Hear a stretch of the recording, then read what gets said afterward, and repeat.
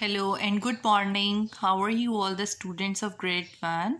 Hope you're all fine. I'm your English teacher Miss Gul, and today we will learn about the sky letters, grass letters and root letters. आज हम पढ़ेंगे sky letters के बारे में, grass letters के बारे में and root letters के बारे में. Before going to start, I will give you the concept of 3 lines.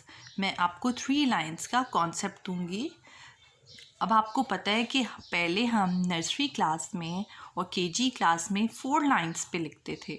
अब आप 1 क्लास में हो गए और आप 3 लाइन्स पे लिखते हैं. तो जो सबसे ऊपर वाली लाइन होती है उसको क्या कहते हैं हम? Top line. Top line. जो सेंटर वाली लाइन होती है उसे हम क्या कहते हैं? Middle line. और जो सबसे नीचे वाली लाइन है उसे हम क्या कहेंगे? Bottom line. स्काई लेटर्स, जैसे कि नाम से ही पता चल रहा है, स्काई मीन्स आसमान. स्काई किसे कहते हैं? आसमान को कहते हैं.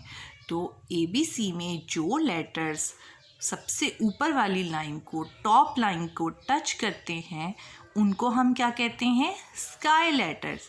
जो स्काई लेटर्स होते हैं वो टॉप लाइन से स्टार्ट होते हैं. For example B, D, F, H, K, L and T. These all letters are sky letters because they start from the top line. Grass letters.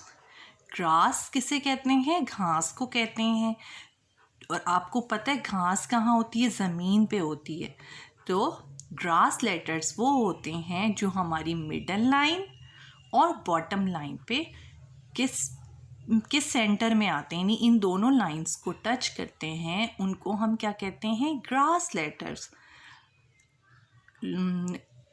The letters are A, C, E, I, M, N, O, R, S, U, V, W, X, Z.